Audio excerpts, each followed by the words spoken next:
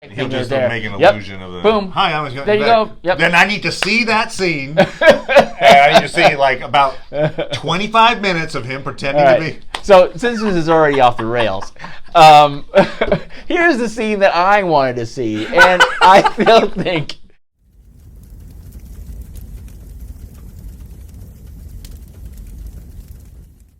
Hey, Litternet.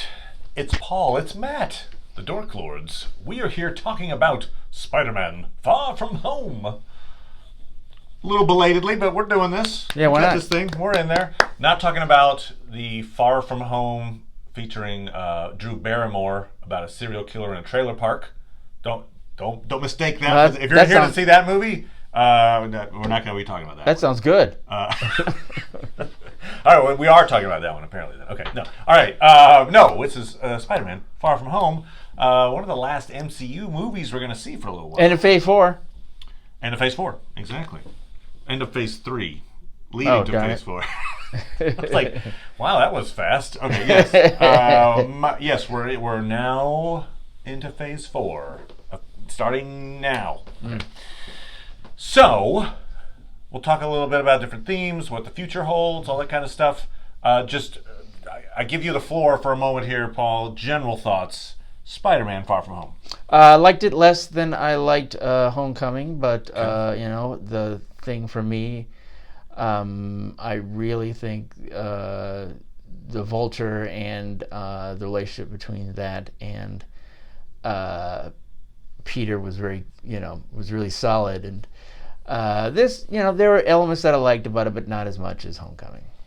So you're saying that the thing about Homecoming you appreciated was the relationship between the villain and the hero in that one? Yes. More so than Mysterio and Spider-Man in this one. And I would say too, Peter Parker's job to do. You're coming. It was more interesting to have him want to be a hero and fail, and Tony lose faith in him, than it was for everybody to assume, at least on the surface, oh yeah, you should be a hero, and him to be like, oh, I kind of don't want to be a hero right now. That's less interesting to me. Okay, that makes sense. I enjoyed the movie a lot. That's a good question. Comparing it to Homecoming. Yeah, do it. I can't. I associate Spider-Man more with New York, and so having him away from New York, I know the thing's called Far From Home, but that difference, I'd rather have him back home. Back home. Come home, Spidey. And one of the things that perhaps is unfair, maybe I'm just a grumpy old man. You're a grumpy old. Get off my Spidey lawn. Get off my Spidey lawn. I think that having students in a school day to day is more real experience than students on a vacation. I got you. So there you come up with little things that are less about their day-to-day lives and who they are, and more about who are they in a completely different place, which, there was amusing aspects to it, but, I did enjoy it. It doesn't feel as like... A lot. I thought the big battle sequences, the fight scenes were better in this one than they were in Homecoming. Not to say in Homecoming they were bad, but I really appreciated That's interesting. The illusion fight. Oh, that illusion fight was one of a kind. Yeah. You're talking about the fight in London. Yeah. Okay, but still, the illusion fight is what I'm really talking about. Right. Okay.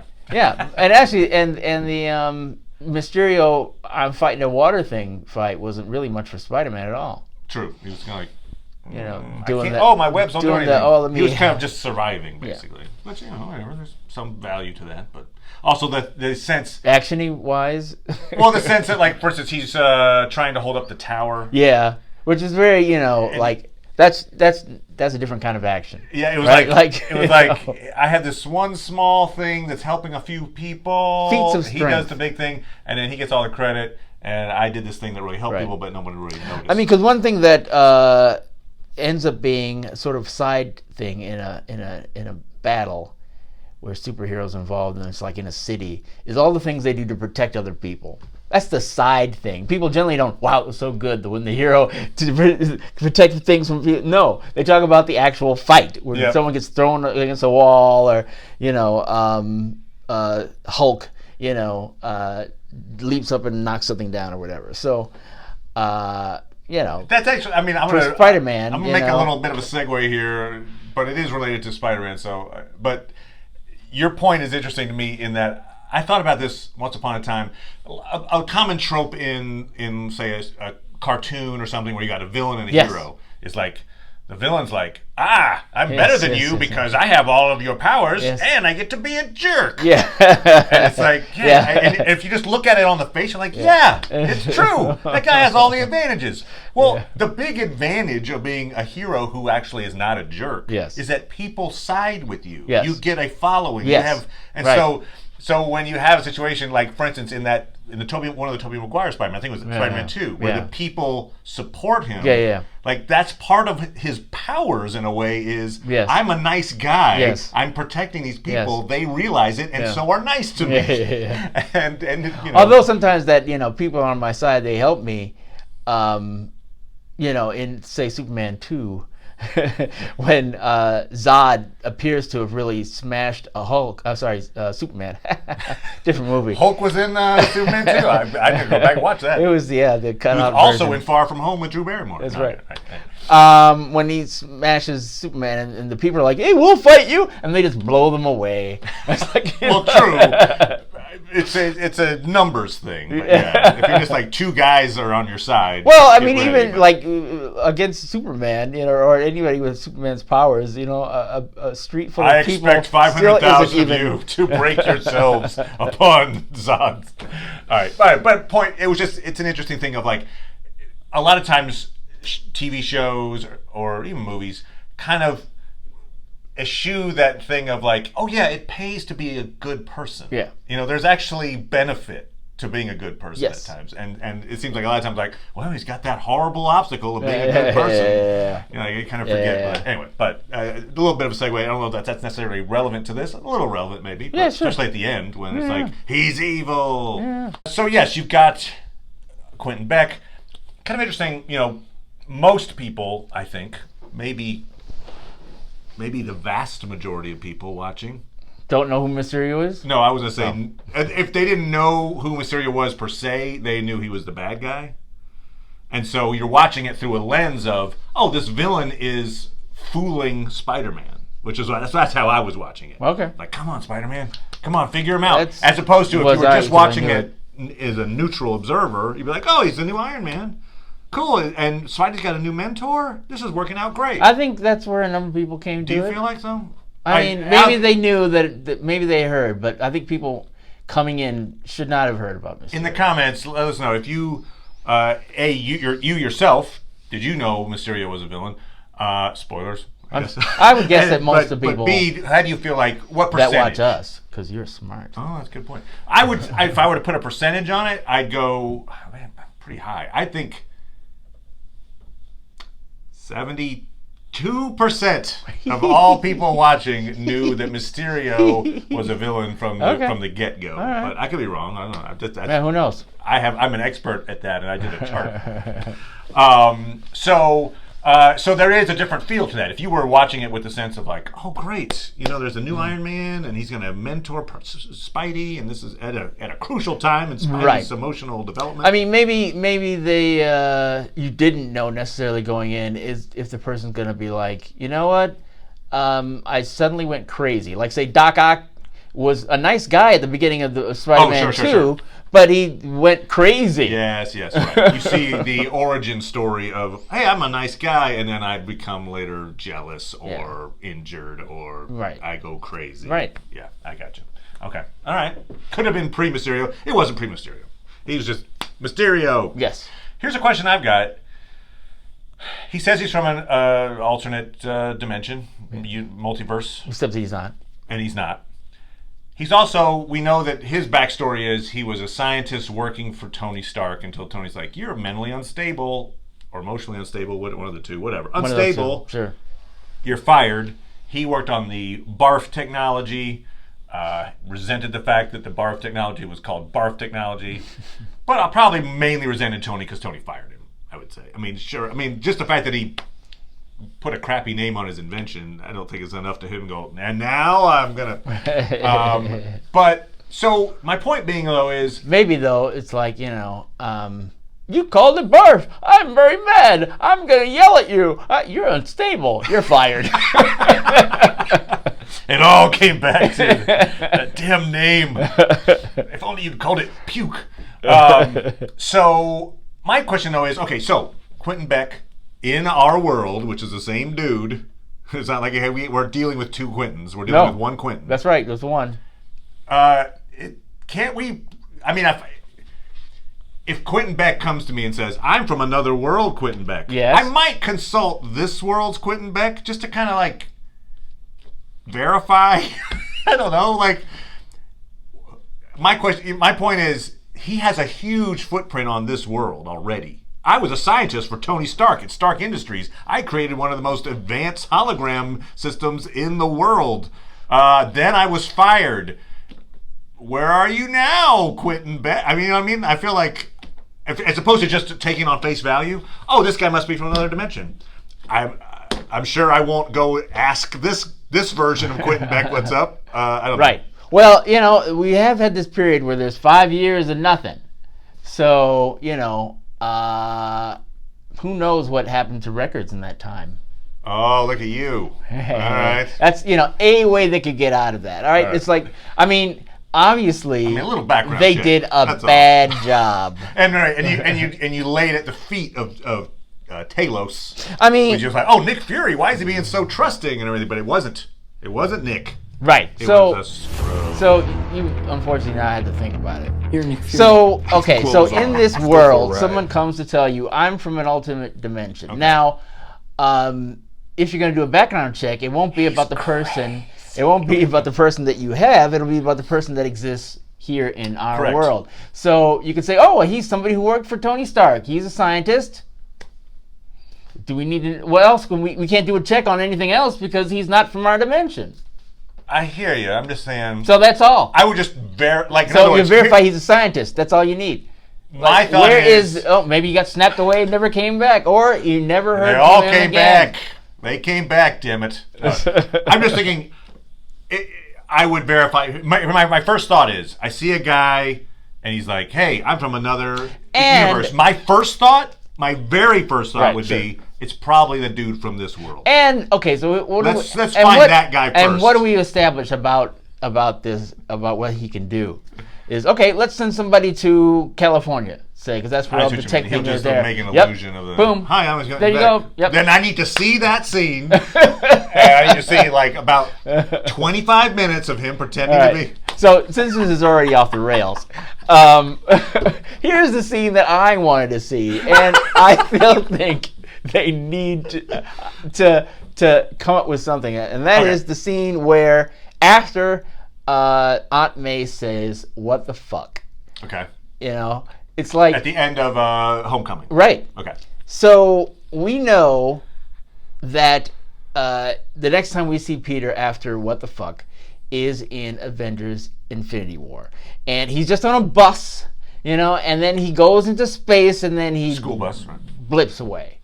Now, we know from Far From Home that Aunt May was blipped too.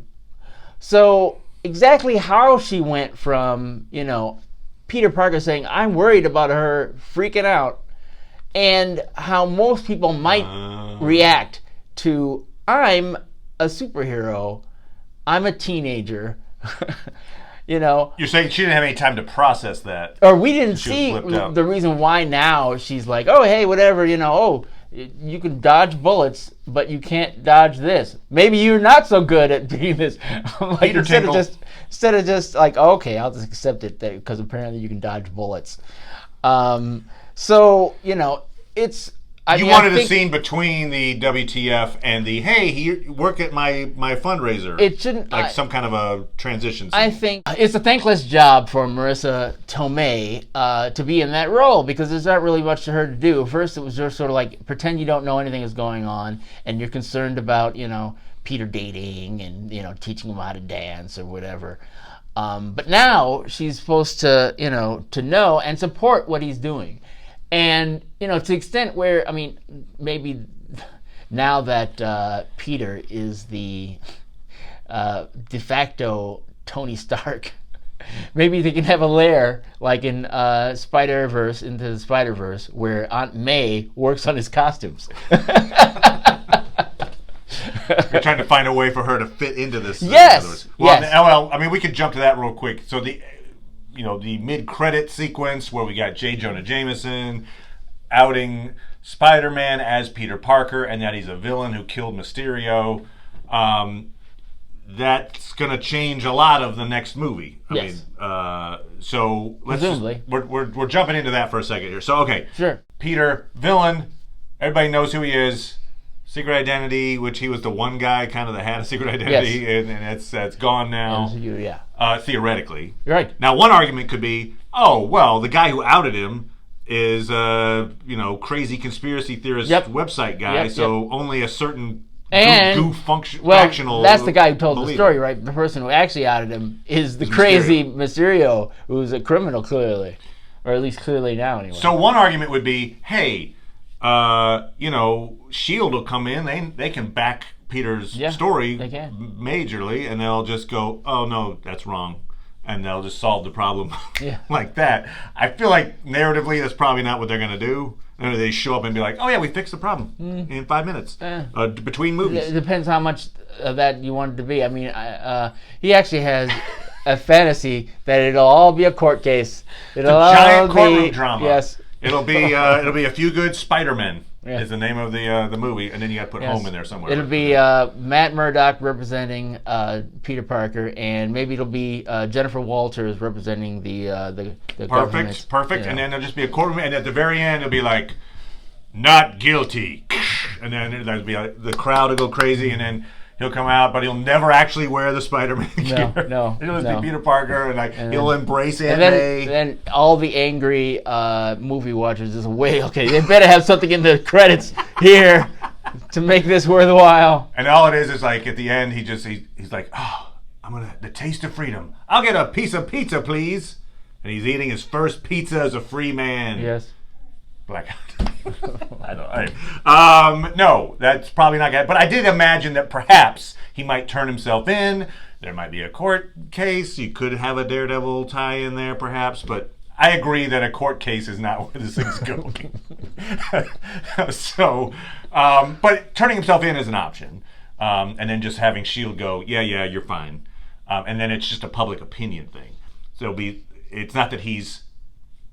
It's not that, well, the two problems could be, A, certain people who didn't like Flash Thompson. Yeah, sure. Who is like, loves Spider-Man but hates Peter Parker. Yes. Is like, it was you the whole screw you jerk. And you'll get those kind of people. Sure. But then you'll also have all the villains, like, for instance, Scorpion from the Homecoming end credit scene. Yeah. It's like, well, tell me the identity. Well, he knows now. Yeah, sure. And so all those villains who wanted to know his identity know it, and so that means Aunt May's in danger. And Vulture's going to be like, curses! I wanted to use it myself. Yeah, in fact, maybe Vulture might get in trouble a little bit. It'll be like, oh, you didn't know the guy who was at the school of your daughter and that was dating her, and you took him to prom or whatever. I mean, probably not, but so those seem to be the issues there. So perhaps, as opposed to I'm on the run, I don't know that that's really do you foresee a Spider-Man on the run scenario? No. I guess. Yeah, I see them wrapping it up really quick.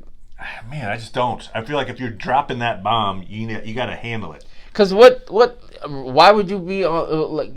One of the reasons why people end up being on the run is like, let me find out the real reason why I was framed. Sure. I mean, you could be. That's known. It could be I'm on the run until I can prove my innocence. Prove that I'm not Spider-Man.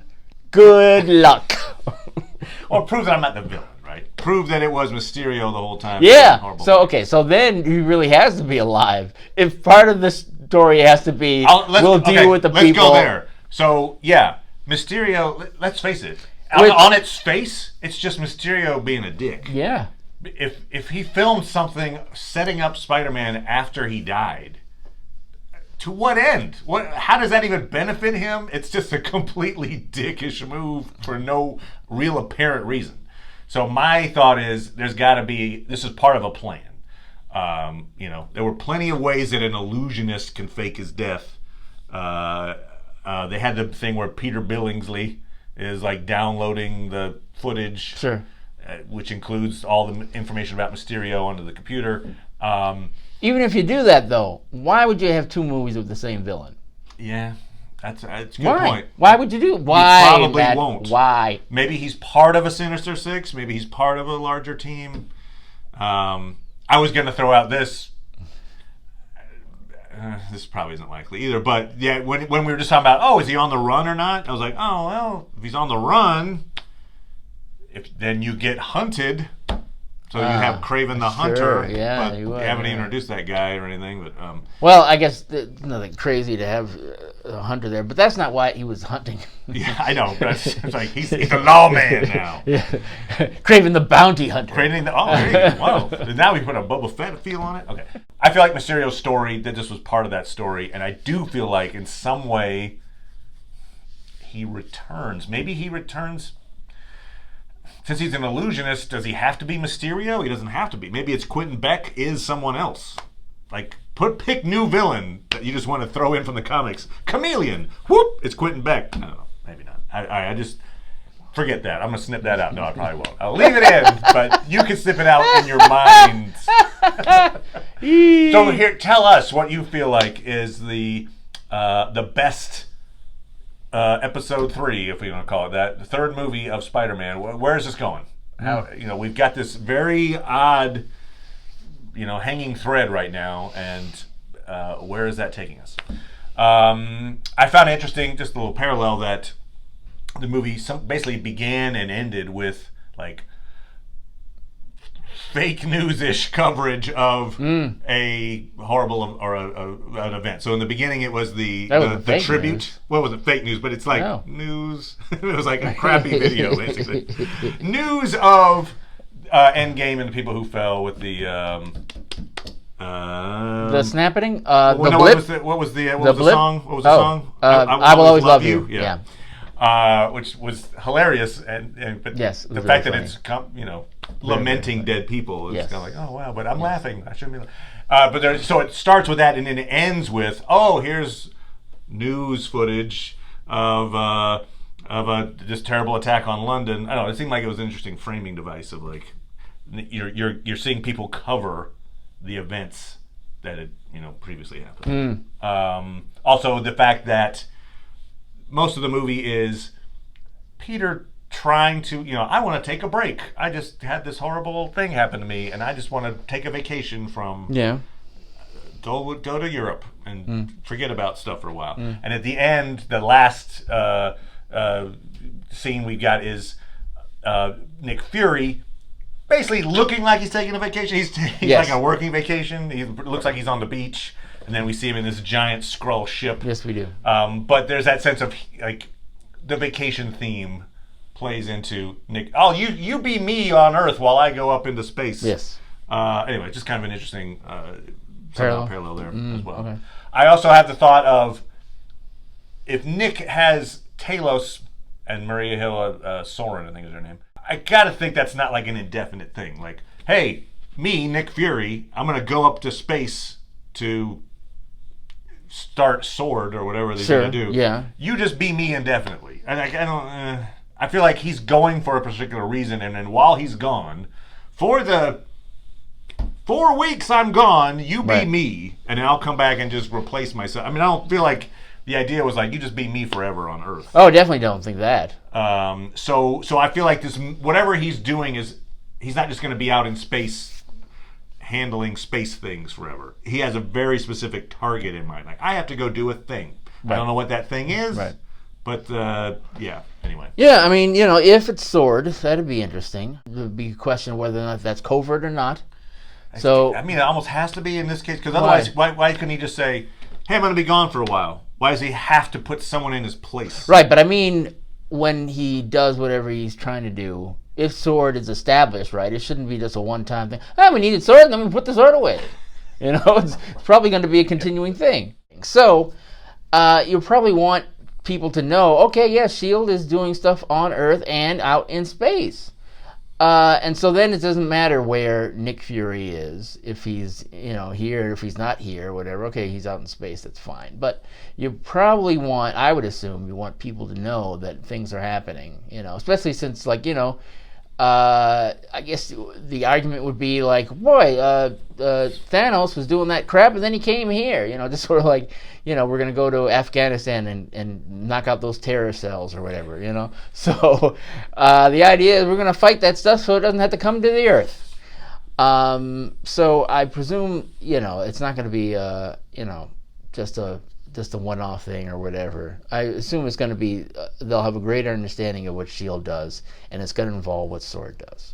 Something that I did appreciate, and the movie's in some ways almost two halves. You've got the first half of the movie is very much like teen romance, kind of a Ferris Bueller vibe or something like that. And then the second half is much more like, oh crap, Spidey's in trouble and stuff's happening and we got to figure how to stop Mysterio.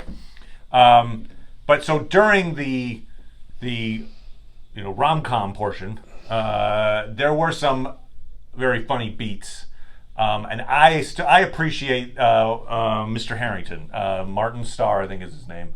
And in this case, now they brought in J.B. Smoove as Mr. Dell, and they're the two chaperones on this thing. Basically, just two incompetent adults. And man, there's something about, especially Martin Starr's delivery of lines. I liked him back in Homecoming as well.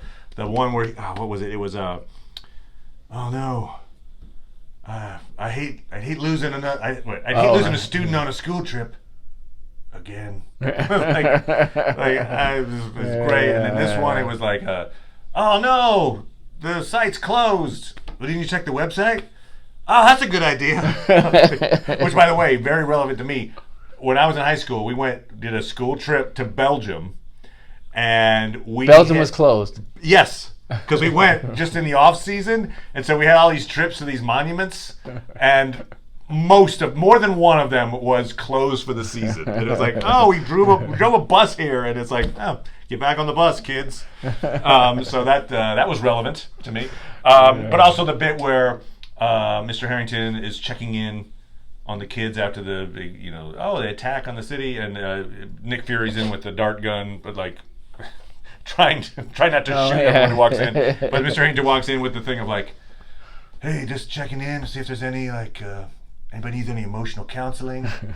No, we're fine. Well, good, because I'm not qualified. But like that style of humor, I'm all over that. So thumbs up. Thank you for entertaining me on that level in a superhero movie. That illusion fight was just amazing. I mean, there was so much about it. It was so trippy. Yes, that was great. Obviously, Mysterio did his homework. I'll just say that. He had like the old suit he'd been talking to Spidey all that time. So he's, like, oh, and I know that you really have this thing about your relationship to Tony Stark. So he's got this zombie Tony Stark. He puts him in a giant snow globe, and then it's his head. I don't know. Anyway, he had to think of all that. Yep. Like his little his Christmas story friends. So Peter Billingsley obviously call back to the original Iron Man with the Tony Stark. Yes. Built this suit. Yes. From a pile of scraps. So that was a fun callback. It was. So it's basically, if you worked for Tony Stark at some point, you're probably gonna come back and try to kill him. Or if you tried to work with him, the Iron Man 3 version of like, hey, I have an idea. Okay, meet me up on the roof. Years later, now I'll kill you. Or, hey, let's work together. You worked with my dad, Obadiah Stane.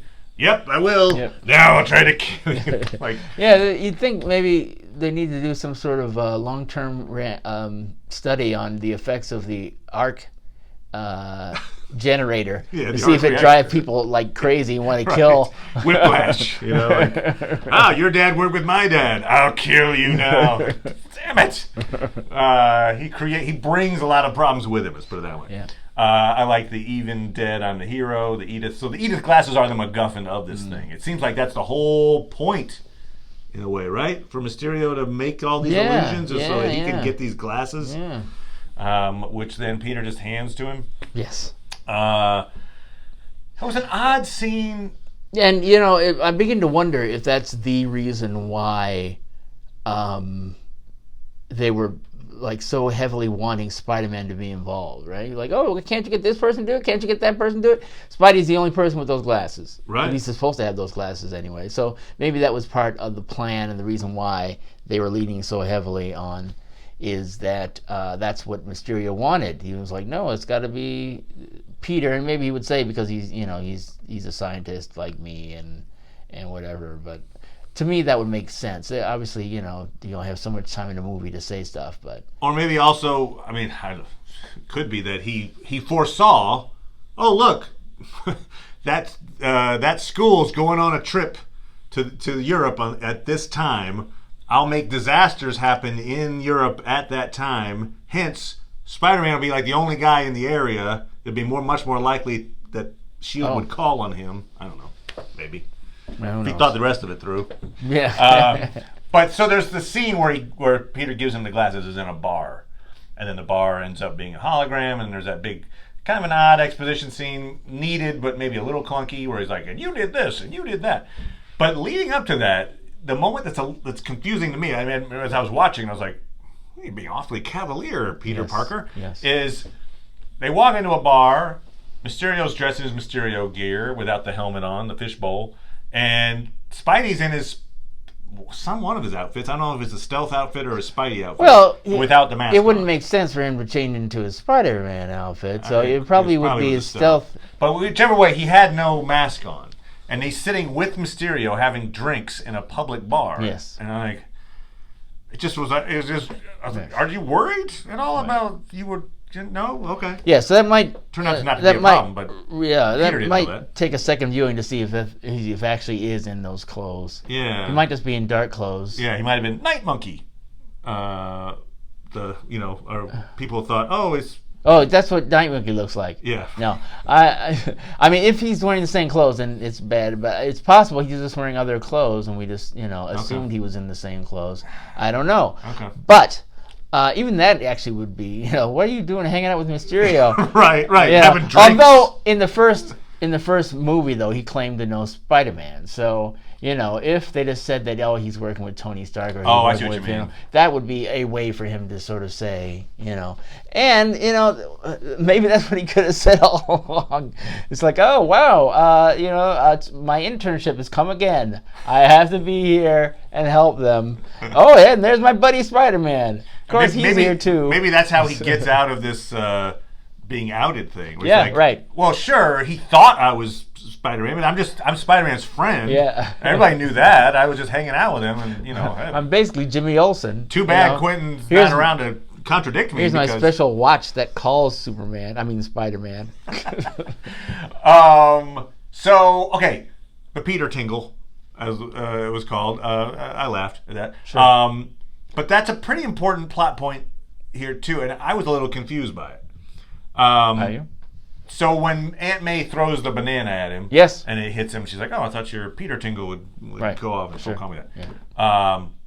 I thought the reason that the Spidey sense, we'll call it the Spidey sense, didn't go off in that moment was because it's Aunt May and it's a banana, and his instincts were like, "That's not dangerous." And so, you can throw Aunt May can throw a banana at me, and I'm not going to be like, "What?" So that's what I got out of that moment. Okay. But then later, I thought there was a suggestion that perhaps the Spidey sense wasn't working properly, and that then he had to somehow bring it back and use it appropriately at the end because the illusions were affecting his other senses, and so he had to just rely on these instincts to get through the day. Now, how did you read that movie? In other words, was the Spidey sense broken, or was it just like he just wasn't using it? At no point did I think it was broken. Okay. Typically, in the comics, when he's had problems with his spider sense, it's been at a time when all of his powers were not around. Gotcha. Couldn't climb walls. So yeah. So there were times maybe when it's like, oh, my spider senses are working with it, but I feel like the fact that I didn't call it out, it's not the same as her calling it out. And if he were like, oh, geez, maybe my spider sense isn't working, then I would have felt like, okay, that's what they're trying to call out. So I never. Yeah, I needed that scene if that was the case. And I don't think it was. Okay. Because I feel like I've seen some the talk fact that they think that is what's happening. Or it's like, oh, I don't have my Spidey sense. I don't have my Spidey sense. Oh, I finally got my Spidey sense for no reason. Yeah, but he doesn't say it. Yeah, I agree. I mean, one thing to keep in mind is that his Spider sense wasn't ever mentioned in the first movie. It wasn't mentioned in Civil War. It wasn't mentioned in Homecoming. It was in Infinity War. His hairs went up on his right, arm. and it's not like they called it the Spider sense either. But everybody knows that's what it is. Yeah. So, so it's weird that now it's at the beginning of Far From Home. It's a topic of conversation. Because that becomes his plan. Is like, what's your plan? Well, my plan is I'm just going to use my Peter Tingle to figure out what's real and what's not. And so he does, and he successfully does it. But yeah, I don't think if I didn't get a scene where it was like, it's not working, I don't know what I'm going to do. Right. Yeah, it's, if it was the first time that he ever had that, is the only thing he could depend on.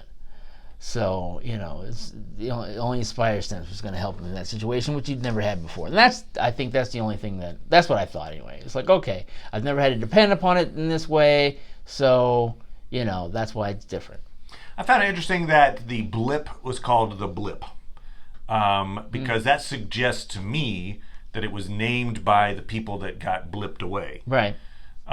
Whereas you would think over the course of 5 years, where those people weren't around, right, that event would have had at least a very popular name, the decimation, the event, whatever it is, that all the people that had to live with the horror of, I lost my loved ones, called it. Right. And then for it to then 5 years later just to be like, we're going to call it something different. It just feels a little odd. I would have think it would still be called whatever it was that it was called during that 5-year period where everyone thought they'd lost, half their family. Well, I mean, but we're not talking to most of those people, right? I mean, most of this movie is focused on the people who weren't here.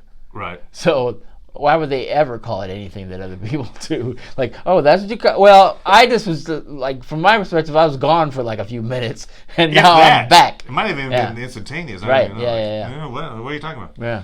I know, it's just interesting that it's not a horrible thing. No. It's just interesting that it got named from the point of view of the people that didn't really have any problems. Yeah. I just came back to some different buildings. Well, it's like one of the interesting things out of it is people are talking about,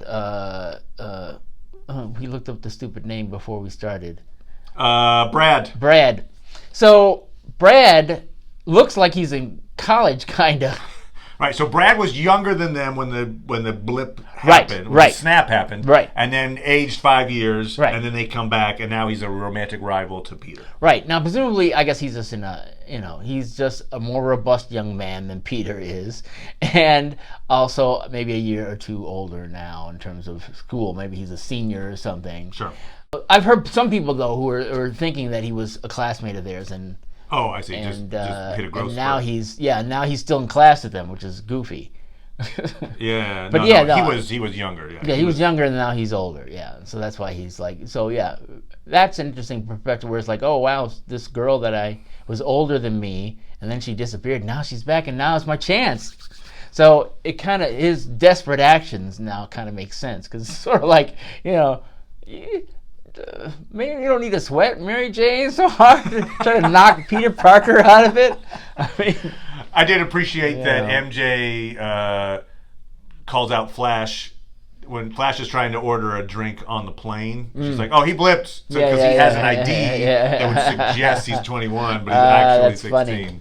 It's like, no, don't buy that. That's kind of fun. So actually, they just answered a question I had. Because I asked too many questions, but the I think it was the writers.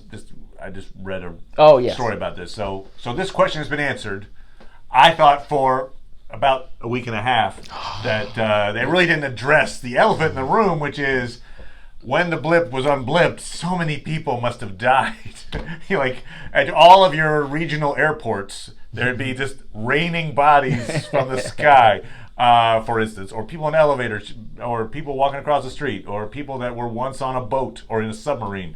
But no, Hulk, according to the writers, Hulk figured out how to do this re-snap that everybody who was up in the air was on the ground, and like he made them all safe. His wish came true. Yes.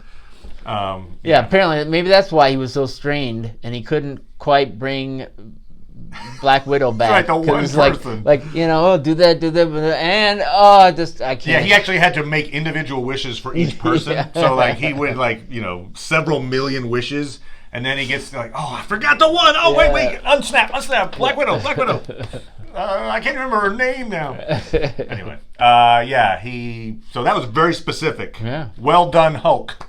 He thought it through, or else, yes, you would have had the horrible day that the snap unsnapped. So good on Hulk for saving everyone except Black Widow. Yes. Who, that's going to be the next MCU movie, correct? Sure. Like, it's like I think so. Like 9 months from now or something like that? 8 months? We assume it's a prequel, but... Yeah, I think that's the one they're shooting right now. They haven't even begun to shoot Guardians of the Galaxy 3 And there's yet. Eternals. They're casting that. Right, now. They haven't even announced the cast for that yet. I don't know we've if got they've a break announced here. the Phase movie 4. director of it either. I think you're correct on that, sir. There was this talk this week about the fact that Spider-Man Far From Home needs to hit $1 billion in order for Sony not to at least consider taking it back. Doesn't look like that's going to be an issue anyway. It's at like close to $900 million at this point. But I think even if it, let's say it hit $999 million, I think Sony's like, this is working. You just keep doing your thing. I would hope so. I don't think it impacts them negatively. I feel like this is showing a lot that there's a lot more you can do and not have to worry about oversaturation, right? Because that's what presumably they'd be worried about. Like, how can we do a Spider-Man movie when they're doing Spider-Man movies? Like they did the Venom movie with critically, and I don't know anybody who saw it and who liked it, but it got a lot of cash. People, it made a ton people of went cash. to that movie and watched it, and apparently they were fine with it. And then, of course, they did because they didn't warn their friends not to see it. Into the Spider-Verse, which, right? Exactly. won Which you Academy think, Award. Is so Right. They've already found ways to make money off of Spider-Man brand without necessarily using Tom Holland. Yeah. So. Right, but one thing I think that Feige has said when people have asked that there's nothing to stop them from making a Tom Holland movie. Oh, okay. They could make that. It's up to them. But yeah, there's nothing to stop them, and that's good. They should make as many movies as people will watch. Agreed, and so I feel like even if it's somehow its legs fell out from under it and it didn't climb all the way to $1 billion, I think we're fine for a Spider-Man 3. All right, so real quick, obviously you had Homecoming, Far From Home. Yes. What's our what home pun is going to be for Spider-Man 3? Home at last, home again. Home run pizza. No place like home. Oh yeah, sure. Homie the clown. Yeah, homie. There you go. Homie, don't play that. Homie, don't play that. So, in any case, there you go, everybody. Any final thoughts, sir? No. Okay, we kind of just jumped all over on this. Yeah, so it was fun. It was nice seeing those characters again. I really enjoyed the movie. I had a good time with it, and I am very glad that Marvel just keeps figuring this out. I don't know. I feel like there's a shelf life to these movies somehow that's going to be like, nah. But no, they keep figuring it out. Yeah. I'm like, well done, Marvel. 22, 23, whatever it is. Boom. Thank you. And thanks to you out there. We'll be back with Legion. Yes, we will. Episode 4 coming up. Yes, so we love that show. That. We love it. We're just so good. It's all it is. So good old man loving it. That was weird. Bye!